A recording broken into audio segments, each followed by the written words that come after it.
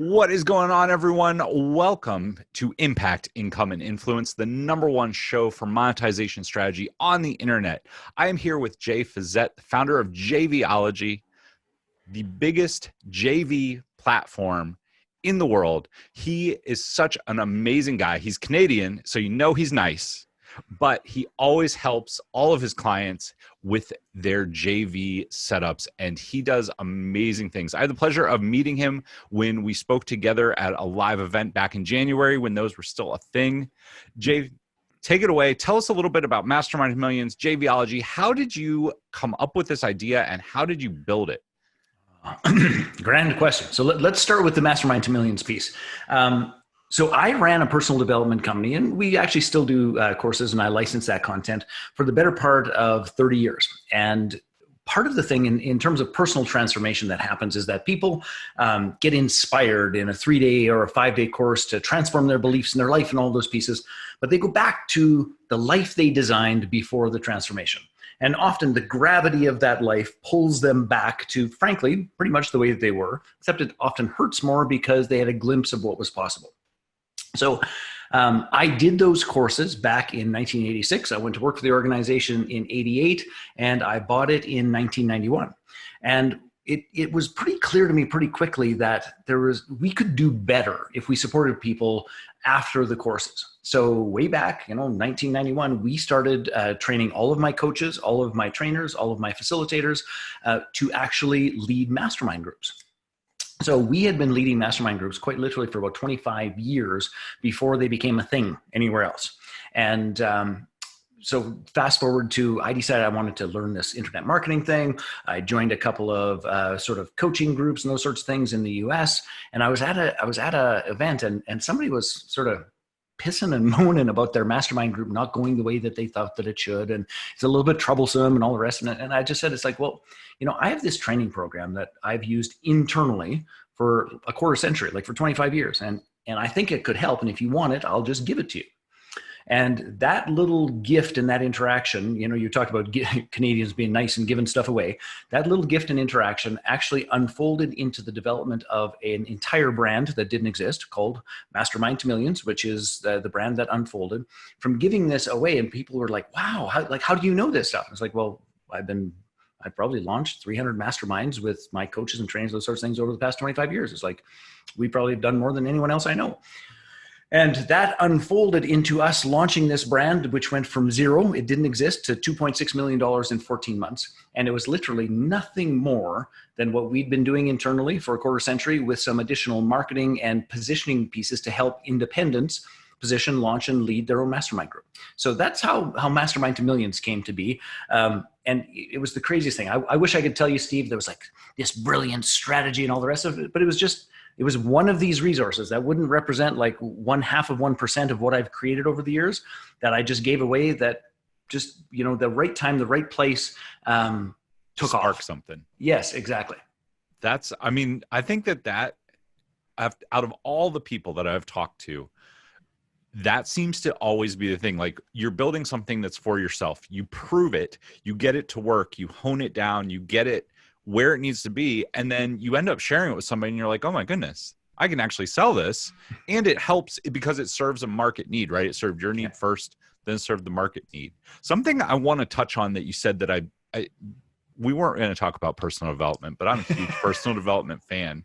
Yeah. So you touched on this, and I think anyone out there listening to it, everyone probably has gone through some kind of personal development, but they end up, just like you said, reaching for the moon, starting to move forward, getting really excited for a couple of days, and then sliding backwards a little bit.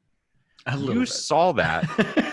Well, you saw that, and two, I appreciate that you say that, because I love Tony Robbins to death, but he would always say, you don't backslide. Like, that's your own problem, all of that. So that is such BS. And honest to God, I just have to interrupt and say, I am so sick and tired of unconscious marketers selling personal development under the guise that it's an instant and permanent change. Have you effing met humanity?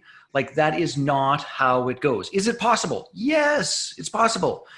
Does it happen? Yes. Is it as rare as Sasquatch riding a unicorn? Yes. Christ almighty, it drives me nuts, Steve. Like, seriously. Well, So that actually pre-frames my question perfectly well.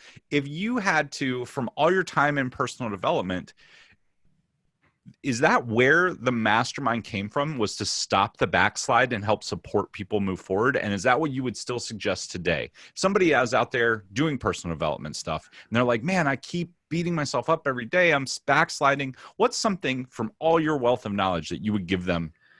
Well, it's a simplest community. So I'll recommend a book that is the best science, by the way. And it's funny that this book isn't as well read as it should be, but I think that it isn't as well read as it should be because it flies in the face of the instant marketers of you too can have an instant transformation if I balance a crystal on your head. It's called Change or Die, and it's written by a guy named Alan Deutschman. And he actually boils down what he calls the 3 R's of real and lasting change. And it is relate, repeat, reframe. And of the 3 R's, the one that is the most significant is relate, which is fundamentally community. That is why mastermind groups work so well to assist people to actually create and live into the transformation that they taste. And by the way, the community doesn't have to be a mastermind group. The community could be your church group. The community could be your running group. The community could be your family if they were playing along, which often they aren't, but that's another conversation. But community is the most important thing. So if you can find a community that is in alignment with the changes that you are working on creating in your life, and by the way, life, business, the entire process, then that's probably I'm going to take my qualifier off it. It is the single most important decision that you will make in your entire life. I talk about this in our JVology sort of marketing promotions, which is this. Look, we're going to teach you a whole bunch of stuff, but you know what's more important? The decision you have to make is what is the joint venture community that you are going to join and participate in? Because that is going to, the right community handles the reframing because it's embedded and implicit and explicit in every conversation. And it handles the repeating because you're always in the same conversation about how am I going to actually shift this and create this? And the science, just to be clear about this, that he used as the foundation of this book is people that have had double or triple heart bypass surgery. And how, should I give away the essence of the book? Yeah, go for it. So he studies, and it's a decent sample, right? So it's actual fact. So he studies a bunch of people that basically have heart attacks, have surgery. They wake up and they are told these words: you change your lifestyle or you will die. It's that simple. This is not it'd be nice if you did, you should lose 5 pounds, keep your blood pressure low. Like, it's not that conversation. It's change or die. That's the title of the book. Now, when I ask people this question, it's like, so how many of you think if you, number one, are lying in bed with your chest, cut from here to here, stapled back up, and you actually lived through your heart attack, and somebody said to you, change your day, how many of you think you could actually make the change? And I ask it in a room and everybody's hand goes up. It's like, I could do that. It's like, it's change or die. In the face of the biggest fear of a human being, which is dying, I could do it. But guess what the reality is? I would say less than 20%, probably like 10%. You are exactly correct. 1 in 10 can stick the change.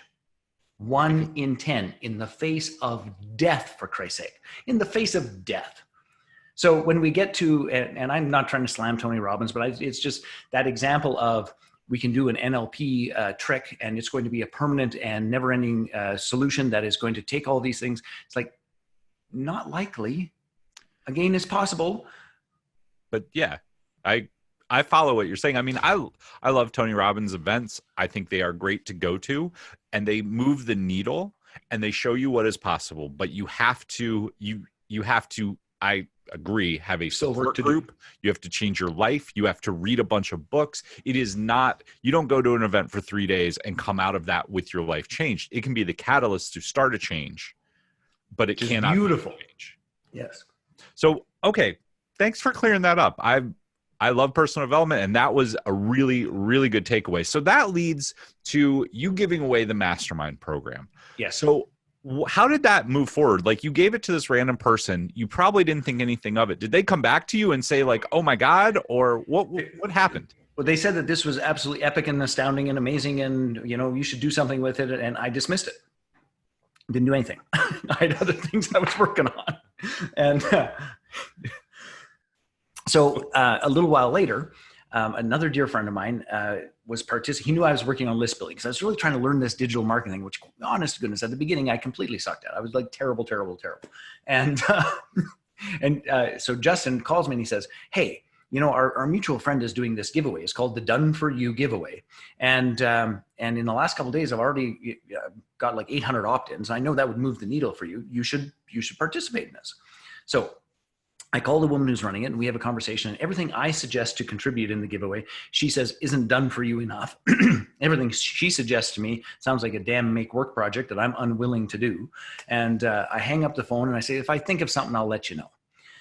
So the next day I wake up and it's like, hey, wait a minute. What about that Mastermind Mentors Manual? The same thing I give away, which is the 52-page training process of exactly what we did to teach and to train our founding. Like there's no holdback. It's not the short version. It's like, this is the manual. It still has the old dates in it, for crying out loud. I didn't change it. I didn't update it. I didn't do anything with it. And I sent it to her and I said, what do you think of this? Is that done for you enough? And she's like, holy crap. This is like everything anyone needs to know to do this. It's like, you have the outline yet, like this is really done for you. She says, I'll put this at the top of our page.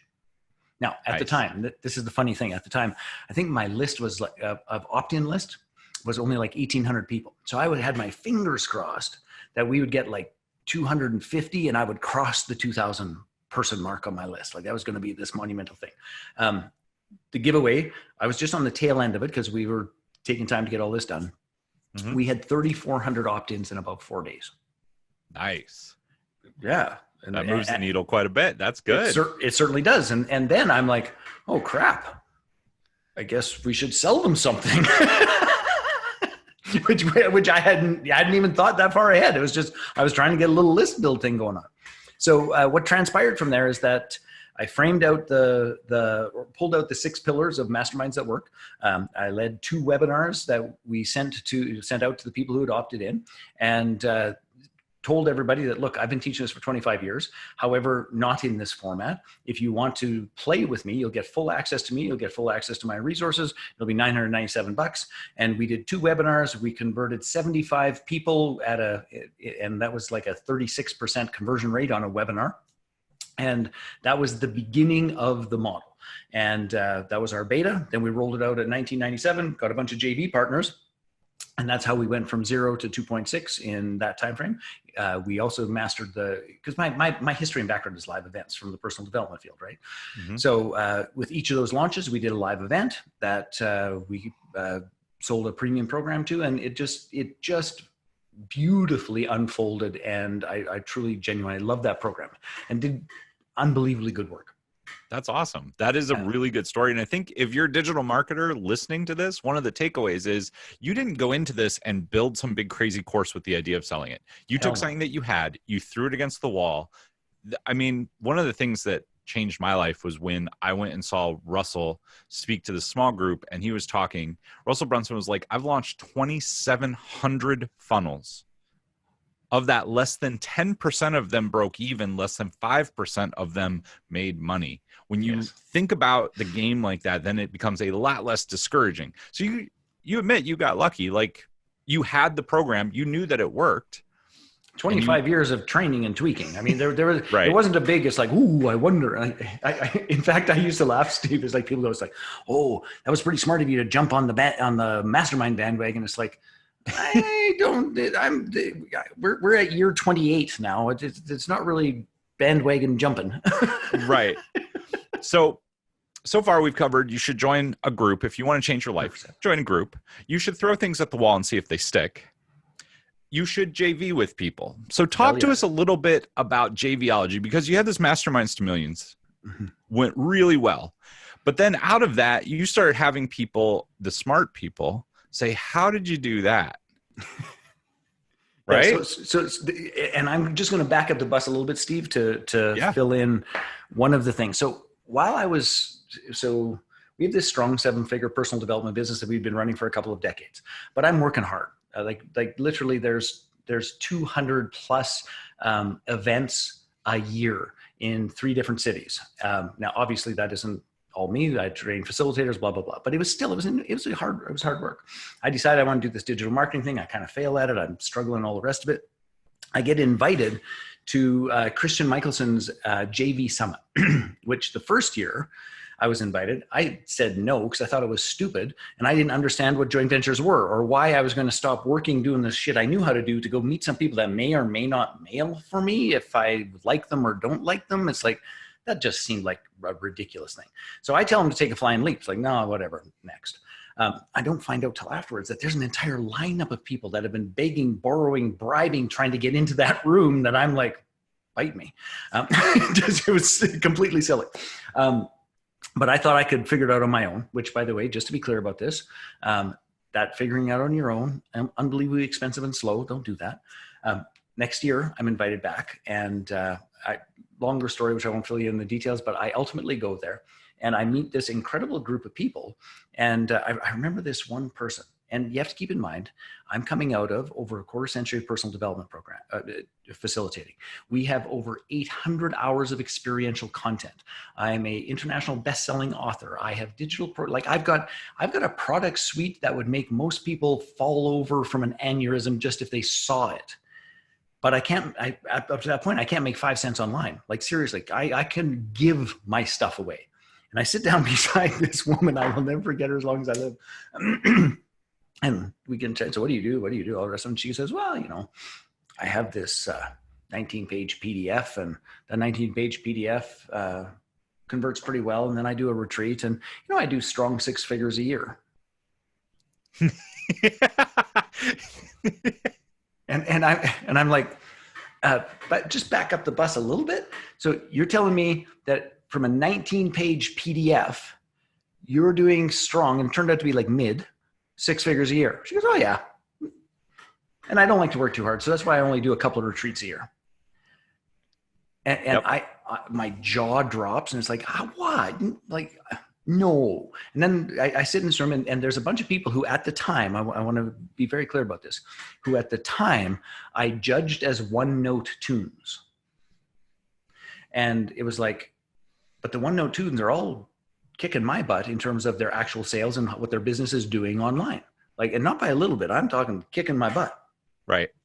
And it was the best way I could describe that first experience was I felt like I was led into a room that was dark. The lights are all off and I'm wearing a blindfold, feeling around for the light switch. Cause it's like, I don't know which way is up. I don't know how the hell this works. How do you make any money from a 19-page PDF? How is it that if these people only do this one thing that anybody gives a shit? Like I was just baffled.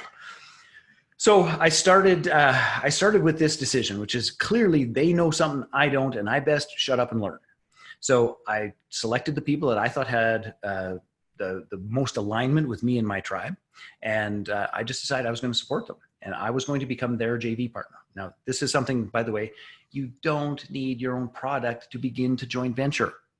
At this stage of the game, I had this entire personal development suite, but that wasn't selling. So I just set it aside and it was like, okay, let me introduce you and your product, if it's the right one, to my community. And I did that in every way, shape under the sun. Obviously my list size was tiny at the time. I phoned people. I ran my own webinars. I did everything. I like very, very old school. And in pretty short order, I was on the leaderboard for Rich and Milana from the Joint Venture Insider Circle. I was on the leaderboard for Christian Michelson. I was on the leaderboard, like it just took off. Disproportionate to what my list size was. And so that process of just spending, and it was probably a year, maybe 14 months in total, I was in the process of doing that and supporting these other people. So Lisa Sasovich, Bill Barron, kind of the who's Alex Mandozian, like who's who of sort of digital marketing at the time. And then by the time this mastermind thing clicked, and I had done the beta test and our conversions were off the hook and I had these raving testimonials, then it was super simple. All these folks that I had supported were like, hey, I'm behind you. Now, one other kink that I didn't tell you about this was that by the time I went to the second summit for Christians is that now it's like the lights are on, the blindfolds off. I know what I'm going to do. I go and I'm looking for the people that I really want to connect with. And the damnedest thing happened. This was so strange. So there was, I think that one thing, there was 34 people, 35 people. And it was like, there was about 7 that was like, those folks I really want to do some business with. And we were all having wine and a friend of mine was playing the piano and we get talking. And it turns out that every single one of those 7 people, and I had no idea of this before, just to be clear, Steve, every one of those 7 was either a Canadian or an expat Canadian. Now, I just spent $5,000 on getting to on going to the event. I just spent another $2,500 on flights and food and all that kind of stuff. And as I'm flying home after that one, it's like, that's a little bit weird. Here I am spending $7,500 US, which is 22 million Canadian. So $7,500 US to go to the States to meet a bunch of Canadians. So on the way back on the plane, it's like, that's silly. I bet there's probably 1,000 great entrepreneurs in Western Canada that I don't know because I'm spending a bunch of time in the States. So I came back and I started my own, what we called the Banff Summit at the time. So my own sort of hand-picked high-level JV community that we started meeting twice a year to support one another to build JVs. And the model, and I talked to Christian about it, is fundamentally the same model that Christian had. It's just it was aimed at these Western Canadian entrepreneurs. But that then sort of exploded and grew, which is a long story to get you to this part. That's good though. Go ahead. Okay, so these 2 communities, that number of $0 to $2.6 million, those 2 communities combined, my JV community and the Christian Michelson community that I had spent a year and some supporting, they probably generated about 1.8 of that $2.6 million, maybe even higher. I wish I had tracked it better, but the vast majority of that income came from those 2 groups. Now, this is the inception of JVology. So we have this incredible success. We're on a bunch of stages. We're keynoting. We're on a bunch of magazine covers, like we were sort of the little mastermind sweetheart, so to speak. And then everybody is like, how'd you do that? How did you like I've been struggling for years. How'd you do that? And the short answer was through joint ventures. And then it was like, can you teach me? And it's like, no, we don't do that. And it's like, please, can you teach me? It's like, well, if I really like you, maybe. And what happened was we ended up with this great big list of people that wanted to be in our JVology Summit that weren't ready. They didn't have the skills. They didn't have the network. They didn't have the resources. They didn't have the tools. They didn't have the affiliate capability. They didn't have the grounding. And over time, that is what JVology became, was a training process to get people to be able to play at a high level at the summit. And our first JVology Live was in 2017 in January. And we have put thousands of people through that process, and our community has global reach. We're in the midst of developing an artificial intelligence-driven platform, and it's a totally exciting thing. Anyway, I can get carried away on that story, but it was just, again, no big strategy. It was we just did something that then people wanted to model, and after being asked 3,000 times, it seemed like, we designed a program, said, well, if you want it, here's how it goes. I mean, the light bulb went on. It was the same thing with Mastermind Millions. Like, you didn't think it was a home run. You didn't think it was anything. You thought it was an internal program. JVology, same thing. A bunch of people had to ask you. Something I want to point out to people listening that I think is one of the biggest things. It's one of the biggest things I've seen that has helped entrepreneurs be successful. And that is to kick your ego out the door. When you were walking around the room blindfolded in that first meeting, right? You turned and you looked at the person next to you. She told you about how she had a 19-page PDF and was doing $500,000. And I know a lot of people, their ego would not allow them. They would say, well, she got lucky. She did something. I'm not doing that. That's not how my business works. I have this huge suite of products that I've developed for 25 years. I'm going to use those. And instead you said, you know what? These people know something I don't know. And that's whenever I've had big breakthroughs, I can trace it back to that almost exact statement of, let's get really curious about what's going on over there, because what I think I know, I obviously don't know. And when I can sit down and shut up and listen to people and ask good questions and get to know them, things start to go uphill, right? Really quick. The second thing that I don't know if you've seen this or if you've heard this, but if you've read not Think and Grow Rich, if you've read How to Win Friends and Influence People, you basically took that book and modeled it. Instead of, hey, I have these personal development products, please help me market them. Please help me market them. You picked a few people that you could get behind their products, and you went and served them. Now, did you make money for it? Of course you did. You got a percentage of sales, but you served them. You didn't lead with what's in it for Jay. You didn't lead with, how can I sell my crap? You didn't lead with, it's all about me. You led with, hey, Lisa Sasevich, hey, great marketing mind. What can I do for you? How can I help you? Yep. And I feel like if people did that, the people that are struggling out there that are running around and they're like, oh my goodness, there are a million products out there. One of my mentors said this in a live event, which I thought was brilliant. He was like, if you don't have the faith in your product that it will change lives right now, go sell somebody's product that you do believe will change their life. 100%.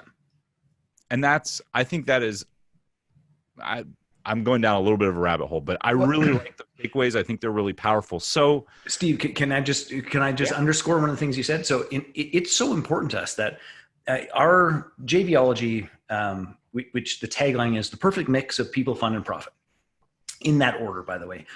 But we have some very specific beliefs and sort of mantras that everything in the organization is organized around. And the single most important under the sun is this: a joint venture is a game of I'll go first. And it is just one of those pieces of, this isn't, what are you going to do for me? If a joint venture is a game of I'll go first, then it's always, what could I do for you? And how could we actually set that up in a way that could win for both of us? And if I'm not willing to go first, I'm probably not going to be a decent JV partner anyway. So it just becomes this mantra and this culture of giving and supporting that even if you are just starting and you don't have a clue, as a friend of mine says, there are some folks who couldn't find a clue in a clue closet. Even if you're just starting and you don't have a clue and you can't find one, the community of support will guide the way. Awesome. I mean, I think those are really good takeaways. And I know you, so I know that you practice what you preach. And when you give first, sure, some people are going to take advantage of it. Some things aren't going to lead to anything, but a lot of things will lead to things. I can think of relationships that I started 5 years ago just by helping somebody out over a casual lunch or at an event, or jumped on a Zoom call to troubleshoot something with them. And like those relationships I still have today, and you never know how somebody will help you out. You shouldn't lead wanting something in return. Just lead to help people, and it will come back. 100%.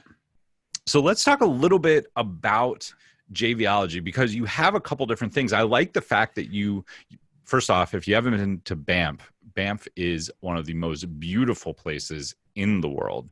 So you had the Banff Summit, which was limited to how many people? Well, the structure of that, basically we can do 30 people. And, what we usually do is we sell it to 35. And because that particular sort of category of people get last minute speaking gigs and all those sorts of things. So we sell it to 35. There's usually between 28 and 32 who show up in terms of any of those pieces. And we just finished this last one about a week ago, which was completely stunning. And we did our first hybrid. We had a bunch of the crazy Canadians there in person. And then we had the balance of people attending from all over the world on Zoom. It was an interesting experiment. So that's like the high end. Those are the people who have lists, they have an offer, they have stuff going on, but they still come to share. It's almost like a syndication where I'm going to support you, you're going to support me. Correct.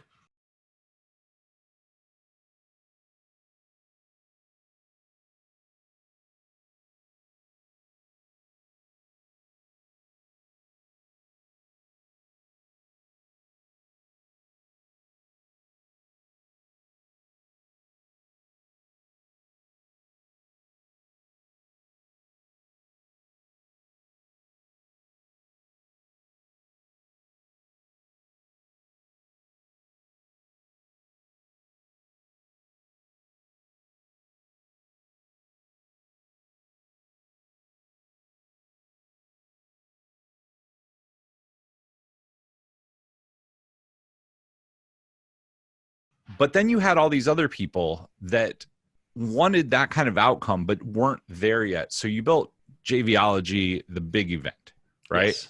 So talk to us a little bit about that, because I think that's where probably a lot of people are. Like they want to get to the high level place, but you said we built it to train them, to get them ready, and to get them to move up to that level. So talk to us a little bit about what goes on at the JVology event. Yeah. So JVology Live, honest God, I freaking love that program. It is so good. So think of it this way. Basically, there's somewhere between 200, 250 attendees at each of these, generally speaking. And what we do is we teach people the fundamentals of redesigning their business model so that they get a steady stream of perfectly qualified leads for free on the front end of their business, and then recurring passive income on the back end of their business, all through collaboration and doing a better job of solving our clients' problems. And when we talk about more specific like takeaways, I'll teach a little model there that actually works quite beautifully. And so that's the big overarching picture. The keys to that is, number one, we use something called the joint venture success wheel, and it has 5 key components to it. And I guess I'm jumping ahead, but it'll help frame what happens in that entire weekend. So the center of the wheel is community. And if you don't have community, the odds of being successful in the joint venture world are exactly the same as the sort of center of the wheel. It works out that way. So we really work on community, and there's an inordinate amount of breakout space. We practice our joint venture invitations, and we help people understand that the real way for us to frankly kick ass and create, particularly during COVID and any sort of difficult times, is collaboration. Is this idea of pulling back and trying to compete, and like that's a tough row to hoe these days in entrepreneurship. So community is the center of the wheel. Then we have tech foundation. So there are just some fundamental tools. We got to be able to build a list. We got to be able to send an opt-in. We've got to be able to have affiliate tracking. We've got to be able to make it as simple and easy as possible for joint venture partners to support us. And by the way, it doesn't always have to be technology. I've helped people do incredible JVs where they use the incredible high-tech process of handing somebody a coupon that they then go and use. Like, that works too. We don't need to have the latest and greatest Infusionsoft, but it does help. So there's the tech foundation. Then think of it as a wheel. That's why we call it the success wheel. And then through the tech foundation, going through community, we go up to list building. And this is one of the things that most of the world thinks their list isn't big enough, or that they don't have enough access or reach and those sorts of things. And honest to God, gang, you just got to climb from where you're at. If your list is 1,200, 12,000, 120,000, it doesn't matter. You just got to climb from where you're at and dedicate yourself to list building. And by the way, list building does not mean emails. That is just one sample of a list. Your Facebook group is a list. Your SMS list is a list. Your messenger list is a list. If you're old, like somebody whose hand might be raised, your mailing addresses are a list. Okay. So anyway, so then we got to go to list building. By the way, those 2 things, foundational. If you don't have those 2 things, the rest of it becomes difficult. But if you get those 2 things, then you move again through community to offers that convert. And the honest God truth is, going back to being in that room with the lights off, here's one of my biggest takeaways from that first trip there. The biggest takeaway was I had products, and when they asked me, it's like, so do you have an offer? It's like, of course I have an offer. For 25 years, I'm doing 7 figures. We got offers. We have 18 different weekend programs. But those aren't offers. Those are products. And you have to craft the product and the service and the experience into an offer, which I didn't understand. So then there's offers that convert, and then we go through the community again over to partners.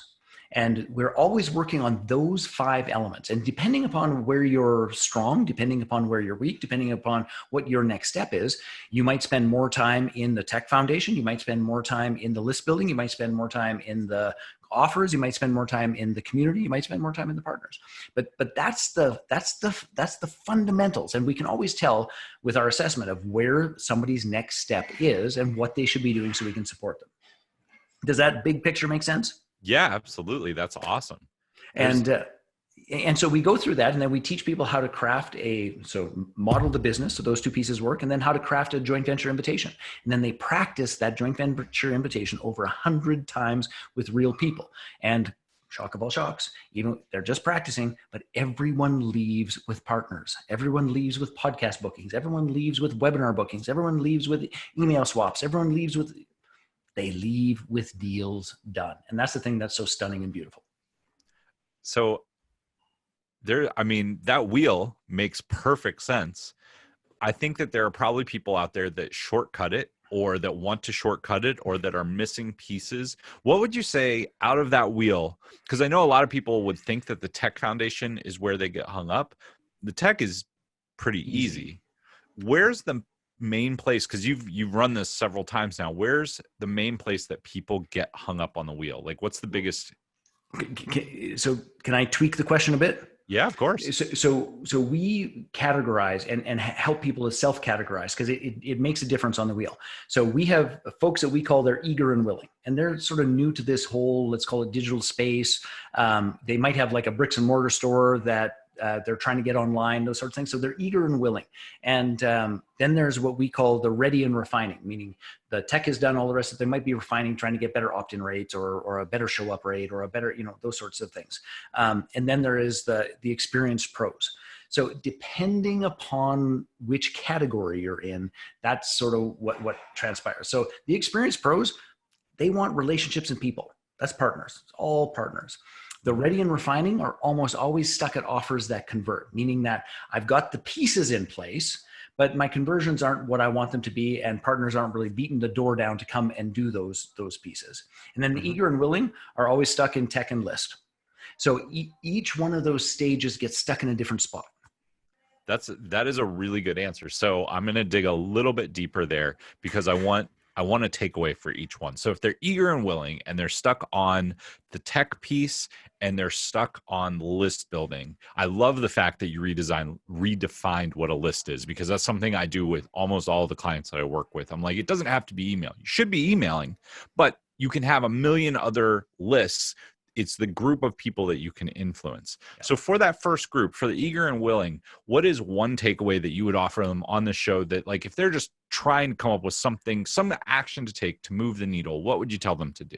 Pay somebody to build and take care of your tech, for crying out loud. And if you're not going to pay somebody to take care of that, go get a job at McDonald's and flip burgers. You'll have more fun, because that ain't a fun job. Good God. And I'm going to pick on Russell for a minute here. In the same way as the personal development world is like, oh, you can have a different thought, and once you have the different thought, you'll never have the old thought. And again, bullshit. In the same words, like, you're just one funnel away. No, in his own words, you are 2,800 funnels away when you know what you're doing and you don't.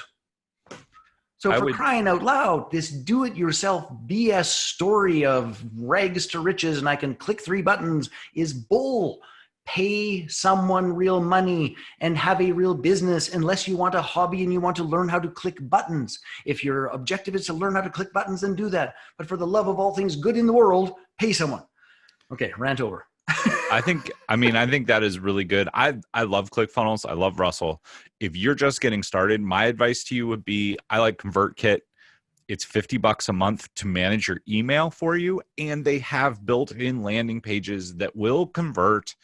Not as well as ClickFunnels. It doesn't have all the bells and whistles, but you can literally build something by typing in a sentence. Download your PDF here. Yeah, and Nathan, he and I are members of Mastermind Talks, and he's just one of the smartest, good people on planet Earth. Like, I just think the world of him. And ConvertKit is an incredibly great starting point. There's no question. For $50 a month, it manages your email, so you can send email, you can have a list, and it will give you a simple opt-in that you can literally learn in 5 minutes. ClickFunnels, as much as they say it's plug and play, easy, blah, blah, blah, it's not. And almost none of them are by the time we get into the for us, the affiliate world. By the time you got to do affiliate programs, affiliate links, all of that whole setup thing there, honest to goodness, nobody should be doing that. And I don't know why, and I say this in the class all the time. It's like, okay, so if you were building a retail store, how many of you would go to Home Depot and buy a hammer and nails that you don't know how to use? How many of you would, and I just list off all of the things that you don't have a clue how to use to go and build this beautiful space that you're going to sell your retail in? It's like, how many of you would do that? And they're like, well, we wouldn't do that. That'd be stupid. Then why would you do it digitally? Yes. Same thing. I agree. Crazy. And the other thing that I guess I'll throw out there, you don't need a website. You don't need any fancy thing. Facebook page. You can build it in 10 minutes. And I know people whose entire 7-figure business is built off of a Facebook page and a Facebook group. They don't have a website. You can do it. Yes. Okay. So the second piece then, we've dealt with... You're still going to ask me questions after I had that rant? Oh, yeah. Rants are great. So we've dealt with the eager and willing. So now let's go into the refinement piece in the middle. These people are focused on offers. And this is, I agree. I think a lot of people get stuck here. They either overbuild and they end up with a product suite that's this big and they can't sell any of it, or they end up with, they can't figure out exactly what to make to convert. What's something that you would tell somebody that's in that phase? Don't build anything. Sell stuff, attempt to sell stuff, get real feedback from real people who, by the way, the feedback isn't, that's a great idea. The feedback is, here's my credit card, and tell the truth. I'm in the process of building this. I have experience in this arena for this number of years. This is how this is going to go. You're going to get a wicked discount. You're going to get more access to me. You're going to do all of these things so that this fits and actually works. And when you have sold things, build them and over deliver. That's simple.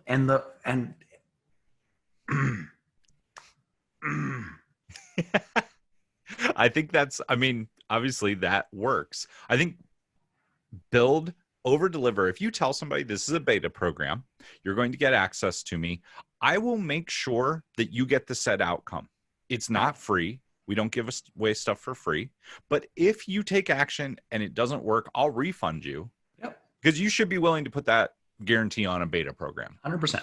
100%. If you do that, you can sell some people. And it's not about making $1 million overnight right now. It's about getting a result for those people, because then those people will give you testimonials. They'll become your raving fans. They will sell more people for you. They can be your first JV partners. A whole bunch of good things happen. And for people out there that are like, well, I don't know exactly what to build. I've got this thing. Look at your red ocean. Look at what is selling and offer to handhold people to get that result. You know that result sells. Just take them through your process to get there. That's what I recommend people do. You don't have to reinvent the light bulb or the wheel or any of it. Ditto. And it just over and over and over again, I see people putting months and years of work into creating something that no one has actually said, here's my credit card for. Right. Like, stop that. That's insane. Well, I think that comes, what I tell people when they have that problem, when they're like, no, I'm going to do it. I'm like, that is your ego speaking. You want to be told that you are great and that's a wonderful idea and you're solving all the problems. That is your ego. Instead, give people what they want, because that's all customers care about. That's why they give you their credit card. What's in it for them? Honest to goodness, I had one of the, and it by the way, when I said I struggled in the digital world until that, this whole process I told you about, I was one of those folks. It's like, look, I've got a strong 7-figure business. I know how to sell. I know how this works. I'm going to take exactly what we have done in classrooms for the past, 25 years. And I'm going to do that online, and it's going to be a higher level, more dignity, all those sorts of things. And of course, I burned money by the wheelbarrow full. So not so long ago, I had just talking about, and these guys didn't just build the program ahead of time.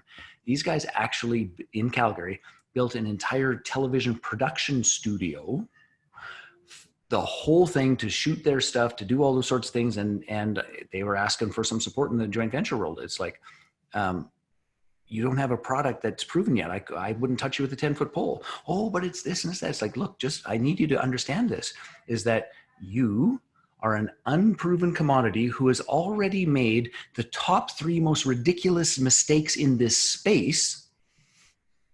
No one's getting behind you. Go prove it, which, by the way, I'm pretty sure you can't. But if you do go prove it, call me immediately and we'll negotiate something. But it's not something that somebody who just spent hundreds of thousands of dollars on a studio and 2,700 videos wants to hear. Right. And I understand that, but it's still the truth.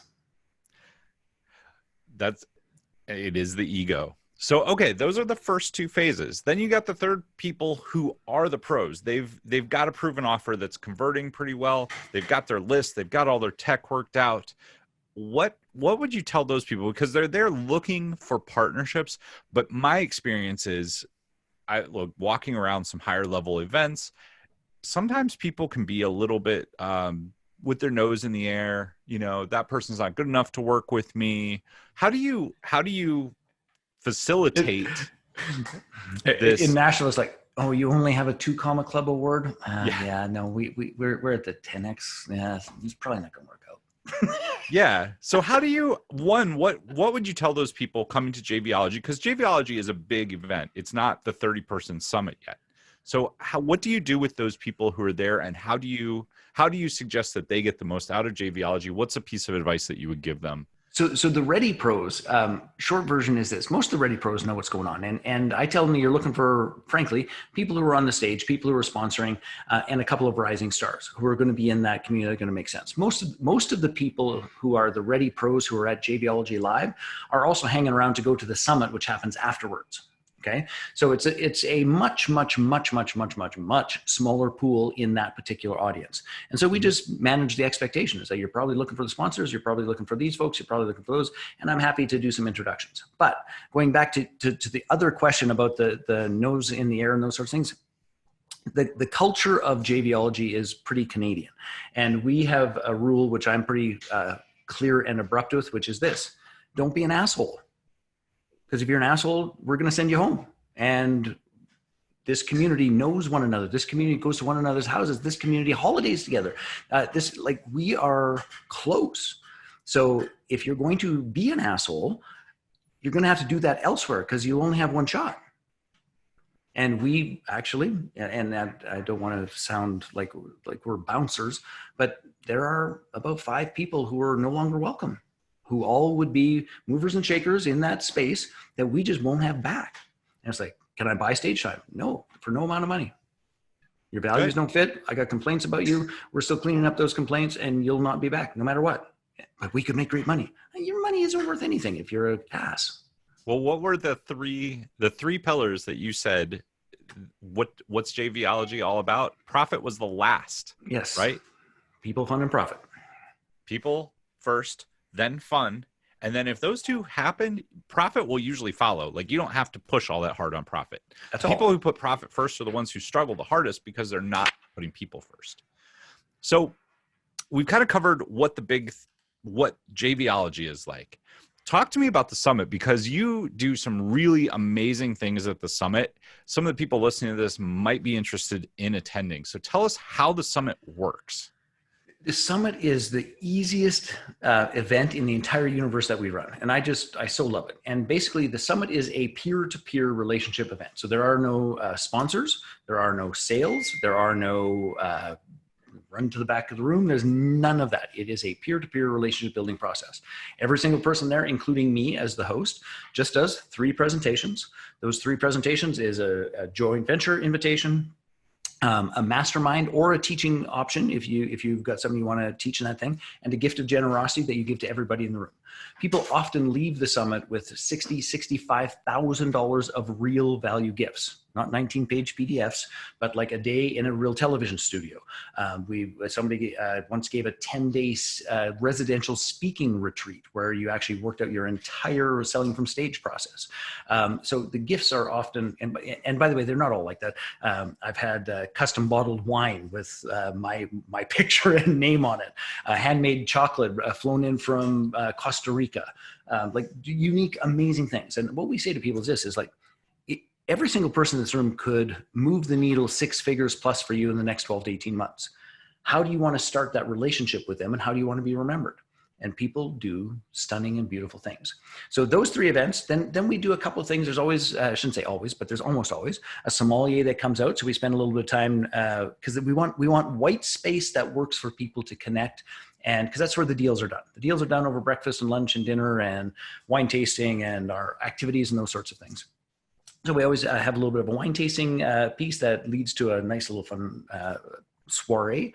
And then there's always an outside activity. So we've done everything from indoor skydiving to there's a brand new this thing called a Nordique spa. Have you ever been to a Nordique spa? No. It's like there's 10 pools of different temperatures. So you start sort of warm and then it gets really hot, and then you go into the cold thing that almost kills you. And then there's the Cold, hot. three or four different saunas. So that's what we do at Kananasi. It's just one of the most beautiful things in the world. But there's always these activities that we will go out and do as a group that we create space to connect, deepen the relationship. It's something that we teach in JVology Live, this idea of multiplexing. The more if you think of it as your two human beings are diamonds, the more facets that match, the deeper the opportunity for connection is. And if you only have like 3 to 5 things that match, like making money and all, it's like you'll be an acquaintance at best. But most of our people come back to the summit year after year after year after year after year to deepen those relationships. And in that process, that's where deals get done. And the fascinating thing about it is that often it's not the deal you think is going to happen. You know, a cool example is a friend of ours, Brad Mooney, and Andrew Resmer. Andrew goes, have you ever heard of Hippocrates Health in Florida? It's a residential health treatment center where you go live there for 30 days and they change everything, going back to this thing about personal development, your food, your meditation, your sleep, your like everything. They cut a deal. Andrew cut the deal. Brad built the system to actually market Hippocrates. Neither of them own Hippocrates, but they did a series of launches for this residential treatment program that exceeded over $2 million as a marketing arm, JV, for an organization they don't even own, for crying out loud. But that didn't happen the first time they met. That happened in year 2. And it's like, well, how else could we do something together? And I could give you a multitude of examples like that have truly changed people's lives and businesses simply by the relationship being deep enough to go, what else should we be doing here? I like it. That is at its core what I love most about this game. Working with other people, just having the brainstorm sessions and the ahas, getting out of your own way. And that, if you're listening to this, chances are that you want to go. So Jay, where should people go to learn more about this? If they want to go to the summit, it's jvologysummit.com. So just jvologysummit.com. And if you want just sort of the broader pieces of everything that JVology does, they can just go to jvology.com and they'll get pointed off to the JVology Live or the summit or whatever else they might be interested in. Awesome. So I have just a couple rapid fire questions for you. People looking at doing a JV, what are the things that you usually see that cause the biggest problems, the biggest hiccups, things to fall apart? Because we've all heard the negative stories, right? Somebody didn't get paid or they got burned. What can they do? What's some advice? Well, when this, by the way, is some of the very first content at JVology Live, and it's called the JV Mindset. Think of it as a Venn diagram because it's a Venn diagram. And there are 3 key pieces to it that if ever something goes awry, you can always trace it back to one or more of these 3 foundational pieces. And the first of which is abundance. And it is when you're looking for a JV partner, this is why that whole thing of a joint venture is a game of I'll go first.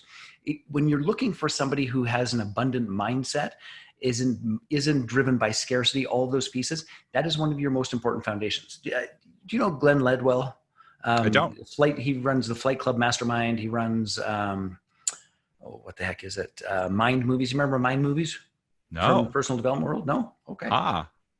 2 for 2. Anyway, hell of an entrepreneur, does like strong 8 figures and has for a very long time in those spaces. So one of his simple things is that if we're at the bar and the person who's trying to actually figure out a JV deal or any of those sorts of things doesn't pay for the drink, I won't JV with them. It's just as simple as if somebody is being cheap in that environment, you can be damn certain that if there's a problem, if there's a kink, if there's a difficulty, if there's a challenge, they're not going to be leaning on the side of let's be generous and take care of our partner. They'll be leaning on the other side. So it's just, I don't. So to me, you're looking for ways in which they treat people, ways in which they demonstrate abundance, ways in which they choose to be generous, ways in which they treat people, even or particularly at times where there's no benefit for them.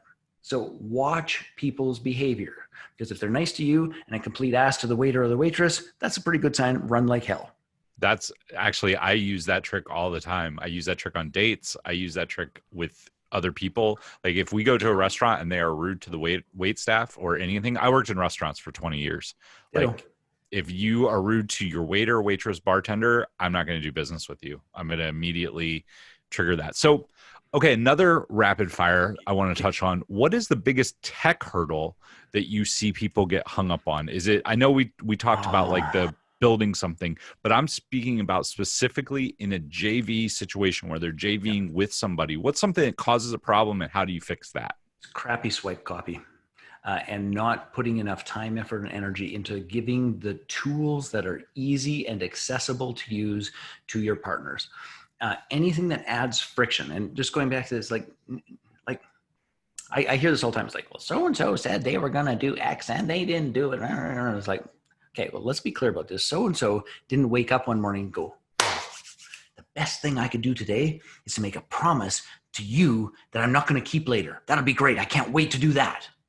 Nobody wakes up and does that. So first and foremost, give people the benefit of the doubt. We are all running our asses off and juggling too many damn balls. So number one, so you give people the benefit of the doubt. Number two, the next piece to that is give them tools that are easy to get to, easy to use, and easy to adapt and easy to send. That's number two. And then number three is, for the love of all things good in the world, communicate. And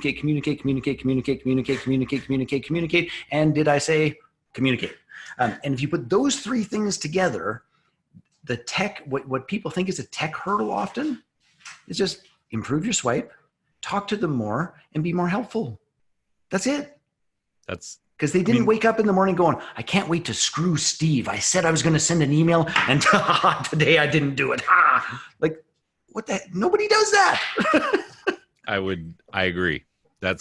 It always give people the benefit of the doubt. Communicate. Like I over communicate. I always try to, if I'm going to do something with somebody, even if it's just as simple as work with them to send a couple emails, I make sure that I spell it out, and I usually send it through Facebook Messenger because there's a trace of it. Email works. Like that way there's a paper copy. I can always say, hey, maybe I misunderstood. Check this out.